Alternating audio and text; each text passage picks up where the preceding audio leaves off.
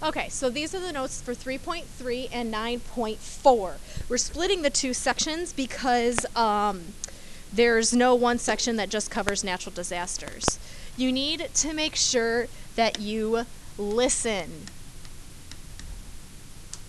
You need to listen to this because there's going to be a lot of information that I'm not going to write down that you're going to need for lessons later. All right, you want to write down the red. So this is some vocab stuff that we're just going over right now.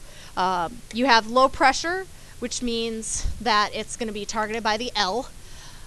It's cloudy weather and precipitation. This is where storms occur. So cloudy, precipitation, and storms. High pressure is going to be the H on a weather map. So we're starting with weather maps first, obviously. It's going to be partly to mostly sunny and calm weather. So we like high pressure systems. That helps. High pressure systems keep the clouds from forming above us. Warm front, you think warm front would be like nice and warm and totally awesome, but it's actually bad. So a warm front is a red line with semicircles on it. The warm front brings in the warm air meeting the cold, which is usually bad weather. So warm front is where the warm air is replacing the cold and it's bad weather. Now a cold front is going to be the triangles on a blue line, and this is where the cool air, a cold front is the boundary between warm and cold air, where cool air is replacing the warm air. This is also called a dry front. We like this, dry fronts. Yes, it's usually cold, but it's not snowing, it's not raining. Then on the next slide, so if you're not done, pause it. So the next slide, you don't have to copy any of these down. The main ones are on the previous slide. But occluded front, that's the purple. Sometimes it might not be purple. Sometimes they might alternate it blue and red. But it's when you have the semicircles and the triangles, because this is when they mix. And it's usually the later stages of a storm's life cycle. So you might see a high front or a warm front and a cold front meeting, and then the purple forms because it's literally them mixing. Stationary fronts occur when it's literally they catch up to each other, and instead of them pushing against each other and one winning, kind of like tug of war, they'll just stay in that spot. And that's usually when a storm can just hover over an area for a long period of time. That happens a lot in our area. You have the trough, which is the dotted line. The dotted line will either be purple or it'll end up being brown, but it's a dotted line nonetheless. And it's when you have the lower pressure at high altitudes or at Earth's surface, and it influences the cloud movement and the precipitation and the formation. So when you see a trough, you know you've got some low pressure and you have some movement going on. So you have a little bit more action there. Okay, so the biggest thing that you need to make sure that you do know is that low pressure is counterclockwise. High pressure is clockwise. This happens because of what's called the Coriolis effect.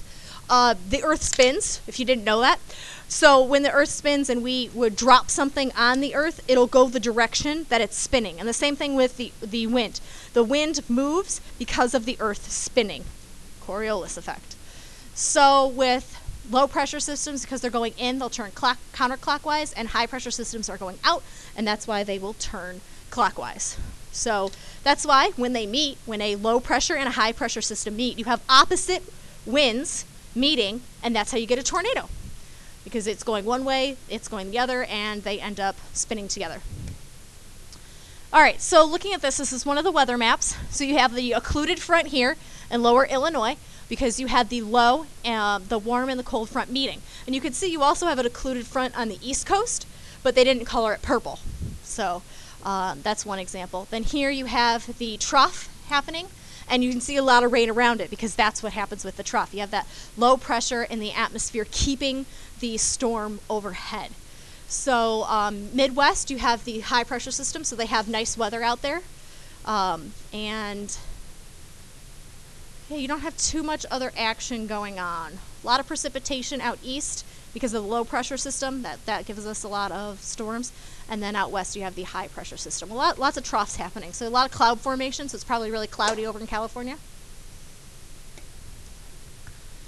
Okay, so some maps might give you a bit more information than you need, which is nice. That helps. See here you have the two fronts meeting, and they created this occluded front. Let me change my color really quick. Maybe that'll help. Yeah, so you have this two fronts, the warm and the cold meeting to create the occluded. So right here, you have some crazy, crazy action happening because they're both meeting. If you notice, right where they meet, that's the tornado alley. So this whole area, if you look, it creates this corner. The corner that is always in the bottom right here, is when you're going to have the most action, when you're going to have the most storms, the most tornadoes, things like that. That's why in the storm on Sunday, the past Sunday, we had this high pressure system and this low pressure system meeting right over our area, and that's where Cleveland got hit and most of the others, because we were right in that bottom right corner. All right, moving on to the Earth itself. Geosphere is the actual Earth, so there's the crust, the mantle, the core. There's an inner core and an outer core. Outer core is molten, inner core is solid. That's how we create our electromagnetic field, because the inner core is spinning and the outer core keeps it hot. Hot metal moving fast creates an electromagnetic field. Plate tectonics. This is something that we're going to look into a little bit more. These are just some vocab words that might help, so you may want to come back to this video if you get a little lost during plate tectonics. They're basically big sheets of floating rock on lava. Remember, Earth is not solid. Earth is constantly moving. Everything floats on the lava. Think of it like a cup. The water in the cup is the ocean, and the cup itself is actually the plate tectonic. So there are different plate tectonics that you do need to know. We're going to label a bunch of these later, and there's a bunch of vocab words that go with these. Each of these red sections here is a separate plate tectonic. So here's one plate tectonic, 2, 3, 4, 5, 6, 7, and you can see they're all named. So we have the Pacific plate, Pacific Ocean, North American plate, Caribbean plate, South American plate, Antarctic plate. So they're kind of named obviously.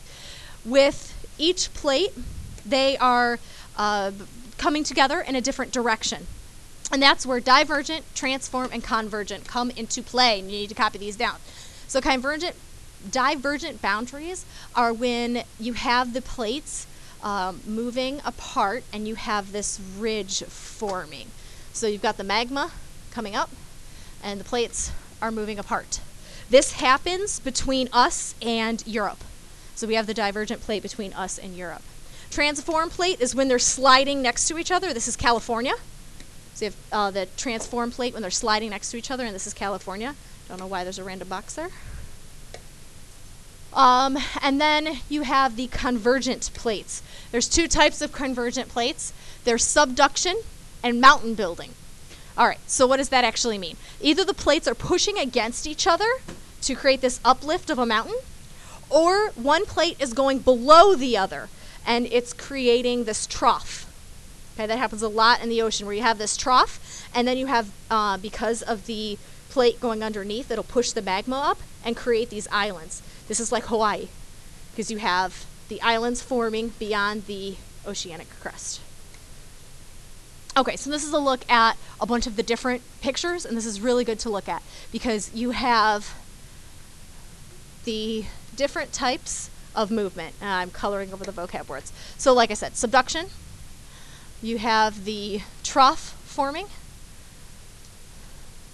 Another subduction showing a volcano. So that's how we have volcanoes, is because of the subduction. Oh, more volcano over here.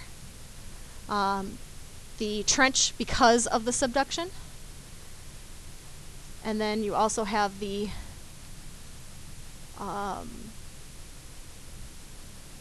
convergent. I think I used the right vocab word. Divergent. Crap. That's the divergent. So, divergent. There we go. I don't see convergent. They're not showing it. All right, so moving on. The plate tectonic directions, you do need to know this. So that's why these plates are pushing against each other. You have the mountains forming here because the Antarctic plate is smashing into the South American plate. A lot of the plates aren't actually smashing into each other. If you look, they're pretty much moving east. So they're kind of just shifting around the world. We'll look into that a bit more. All right, and then earthquakes. So Earth's crust is broken into larger pieces called the tectonic plates. Earthquakes tend to happen at the boundary lines. So all these red dots in this picture here, that is showing you all of the earthquakes. They can trigger the landslides and the tsunamis and a lot of the resulting weather. So it'll shake, and then a couple hours later we can have tsunamis, and that actually happens a lot. Around here is what we actually call the Ring of Fire, because that's where most of the activity is at, and that's where you have a lot of action. So around here has been really great. If you look at the back wall in the classroom, you'll see that there's a bunch of earthquake activity that happened in February 2013. That's pretty interesting if you want to take a look at that as well. Make sure you have this copied down. If not, pause it. Volcanoes opening in the earth crust. You can see that they were produced in the back by those subductions, because they're pushing the magma up through the cracks. So you have them here and here. And then you'll have random hot spots, which are like leaks, basically. The Earth's crust is thin, and it's going to poke through because of the pressure underneath the tectonic plate, and that happens a lot. We'll look more into volcanoes a bit more. I basically want you to know that volcanoes were formed from the pressure in the magma and also from the subduction zones. All right, storms. Yay, my favorite part. I'm a huge storm nerd. So tornadoes, rotating funnels of air. This is when usually you have a warm front and a cold front coming together with a low pressure and a high pressure. When you have those two things coming together, that's usually going to create a storm. So when you see a tornado warning, you want to look at that on a map. You want to look for that warm front and that cold front meeting, those two lines, the semicircle and the triangles, and then look for that L and that H coming together. If you have those two things coming together, then you know you're going to have a big storm. And that's why last Sunday I knew that it was going to be big. Not big for our area, but I mean, it produced over 25 tornadoes. That was a huge supercell. And some of these vocab words we will go over later as well. This is what's called the Fujita scale. This tells us how damaging the tornado was. We don't figure out how damaging a tornado is until after it passed.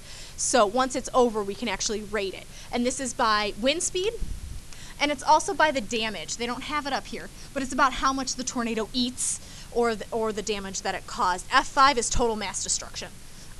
Buildings that are concrete, steel, and force are just demolished and are complete toast. To where an F0 just causes a little bit of damage. It's kind of annoying, maybe some shingles and a couple of branches. So the ones from that past Sunday were between an F1 and F2. The one in Washington was F2, F3-ish. So those were pretty high tornadoes. All right, so looking at this is the map of some of the tornado possibilities. When you are looking at the map on the left, you can see that this is the storm tracker. You have the rain, and you have the thunder, and then I always call the red just the bad. When you're looking at it, you want to look at the red-orange line, and when you see these curves in the red-orange line, like there, and maybe here, if there's a little wind rotation, that will actually produce a tornado. And they actually show that that did produce a tornado. So, oh, there's a video with it. We'll have to look at that later. And on the right, it actually shows you have the low pressure system and the high pressure system. Whoops, didn't mean to do that. Ah, crap. Okay, low pressure system and high pressure system coming together, and you have the warm front and the cold front, so you have tornadoes happening here. Like I said, the bottom right corner.